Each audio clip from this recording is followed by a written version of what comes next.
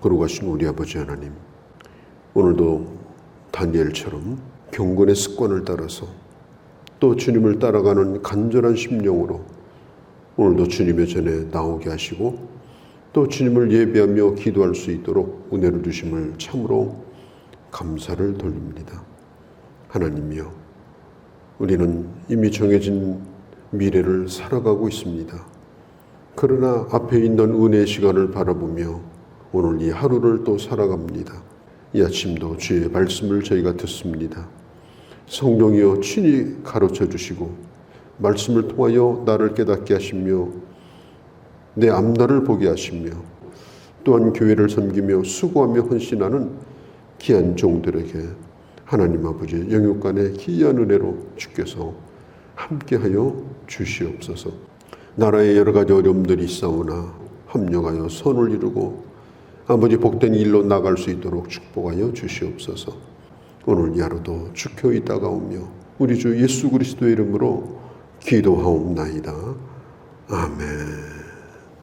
마태복음 5장 38절에서부터 48절까지 구약성경에 보면 동형 복수법이라는 법이 있습니다.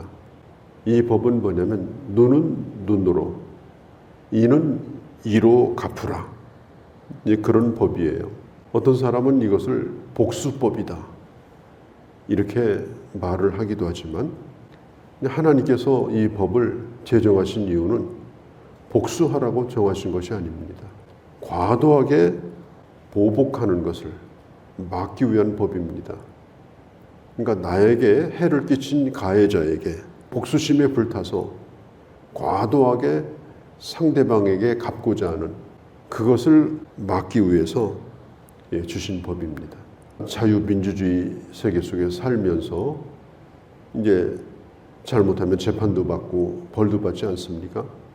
그러면 이 형량을 정할 때 방법은 다르지만 상대방의 눈을 예를 들어서 못 보게 만들었다. 그러면 그 사람을 잡아다가 국가에서 그 눈을 뽑는다. 이제 그런 형식은 아니지만 상대방에게 끼친 해만큼 거기에 만족하도록 그 사람의 자유를 완전히 제한시켜가지고 그건 뭐 일정 분량 이동의 자유라든지 뭐 이런 것들을 제한시켜서 그 벌을 거기에 맞도록 형량을 정해서 지금도 재판을 합니다. 엄격히 말하면 지금도 이는 이로, 눈은 눈으로 갚는 법이 현재 법이에요. 사적인 보복을 하지 아니하고 신체적으로 해를 가하지 아니하고 그가 가지고 있는 이동의 자유, 돈 버는 자유, 가족들과 함께 보내는 그런 자유, 뭐 모든 자유를 다 박탈을 시켜버리죠. 그리고 어떻게 보면 이 법은 지금도 유효하게 법적으로 적용이 되고 있다. 인도의 간디 같은 사람은 산상보호를 굉장히 좋아했다고 하죠.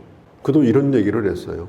만일 이 법이 실제로 집행이 된다고 하면 이 세상에 이미 이가 다 빠졌을 거다. 앞을 못 보는 소경이 대부분일 것이다.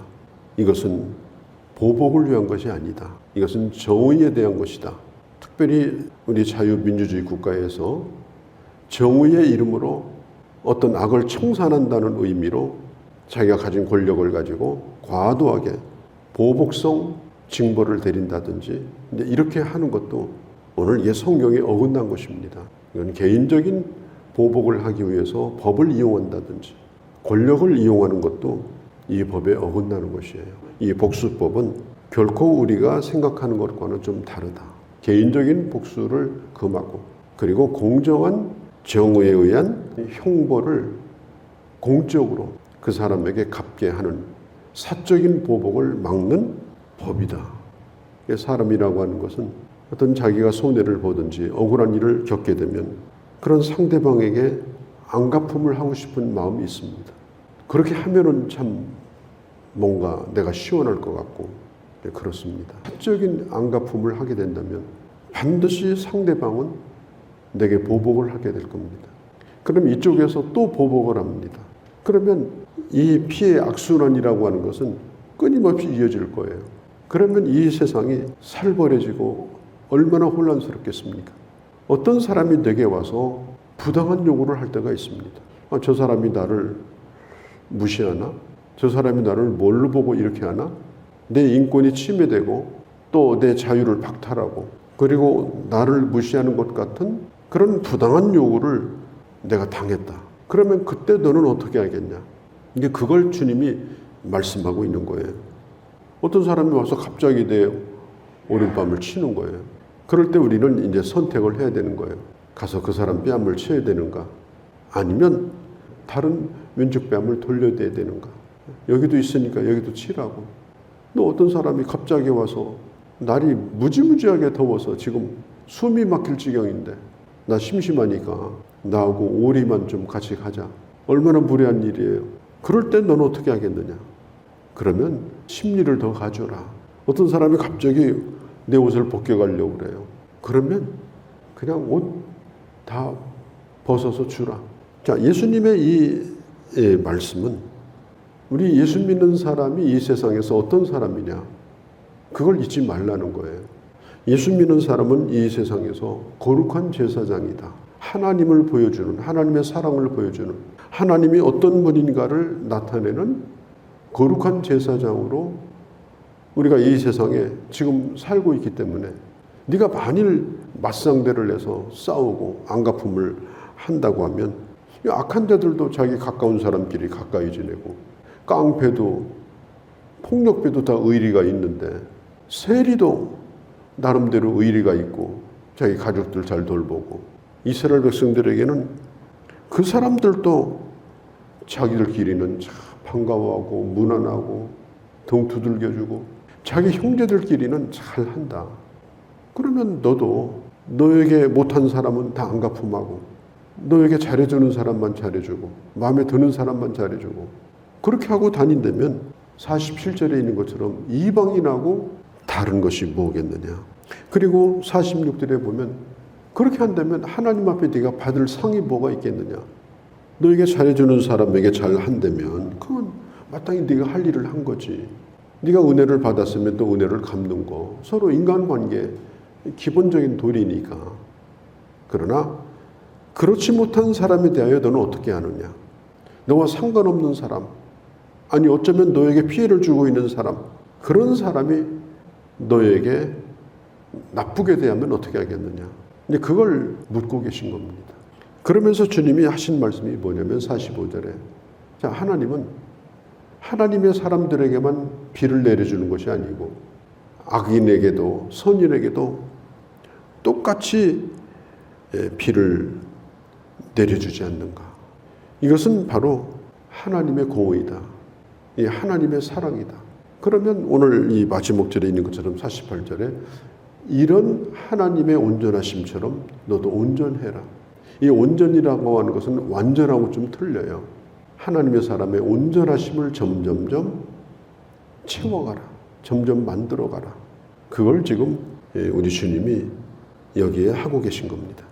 이 말씀을 들었을 때 사람들이 뭐라고 그랬겠어요? 뻔하죠. 수군거렸겠죠. 이해가 안 되니까. 어떻게 저렇게 할 수 있는가? 저것은 정말 어리석은 일이다. 약자가 하는 일이다. 무기력한 자가 이게 하는 것이다. 또 성경에 보면은 악에 대해서는 피 흘리기까지 싸우라고 했는데 이렇게 무기력하게 보이면 이 악한 세력이 우리를 만만하게 볼 거다. 이 얘기를 들었던 사람들은 아마 이런 생각을 충분히 가졌을 거라고 생각을 합니다.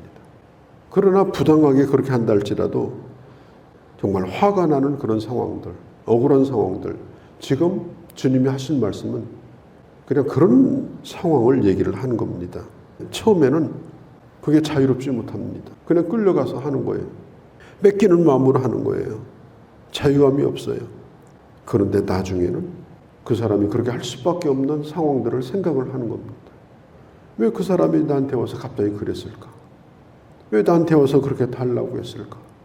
왜 옷을 벗어달라고 하고 갑자기 돈을 꿔달라고 했을까?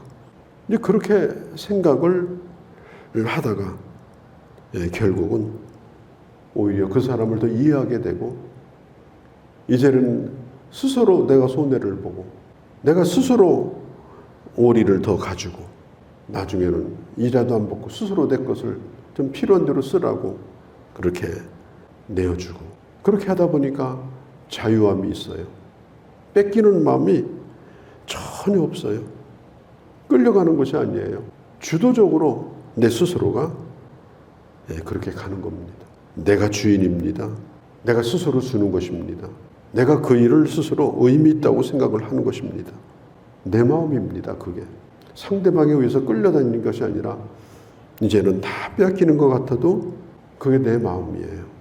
그러니까 결혼 생활하는 것도 그렇고 사회생활도 그렇고 특별히 신앙생활도 그렇지 않습니까? 억울한 일이 얼마나 많아요. 저 사람이 내 모든 걸 다 뺏어간다. 내 인생을 송두리째 다 뺏어간다. 나는 빈털터리가 됐다. 내 인생의 가장 큰 손해는 저런 사람 만난 거다. 그런 억울한 생각이 들 때가 왜 없겠습니까? 그런 마음을 가지고 산 사람들이 한두 사람이겠습니까? 그때는 내 마음이 아니었어요. 정말 손해본다고 생각을 했죠. 그러다가 보니까 그 사람을 이해하게 되고 사랑하는 마음도 생기고 내 마음으로 내가 사랑하는 거예요. 내 마음으로 나를 주는 거예요. 이제는 자유로운 마음으로 내가 그를 위해서 봉사해야 되겠다. 그런 마음을. 이제 오리를 가달라고 그러면 이제는 심리까지 가주면서 끌려가는 것이 아니라 힘이 없는 그 사람 내가 끌고 가면서 그 사람도 성공시키고 나도 성공시키고 또 서로 행복하고 내가 아무래도 오리를 더 가져야 되겠다. 그런 생각을 가지고 살라는 거예요. 그렇게 해야 행복한 사람이 됩니다. 야, 저 사람은 나 없이는 안 될 사람이구나. 그러면 오리를 더 가주면서 그를 위해서 봉사해주는 삶. 사실 그게 차원 높은 삶이에요. 차원 높다고 하는 것은 그걸 알고 사는 겁니다. 의미가 있는 거예요. 그렇게 사는 것이 하나님의 사람이 가야 될 길입니다. 저는 순교자를 생각해봐요. 또 저도 목회하면서 순교도 생각해봐요. 어려울 때가 오면 나는 순교할 수 있겠는가? 나는 억지로는 내가 스스로 순교하겠다고 저는 갈 일이 없어요. 도망가지. 도망가다가 붙들려서 끌려갈지언정 안 죽으려고 노력할 거예요. 어느 순간 내가 잡혔어요. 억지로 끌려와서 억지로 억울하게 다 죽는다. 그렇게 죽으면 순교가 아니에요. 억지로 끌려왔습니다. 그러나 하나님이 그 길을 가라고 하시면은 그때는 그 마지막은 기쁨으로 정말 복음을 위해서 비겁하지 않게 하나님의 사람으로 끝까지 그 짐을 지고 잘 가는 것. 그게 순교예요. 거기에 억울함이 없어요. 후회도 없는 거예요. 그때 하나님의 아들로서 인정을 받는 거예요.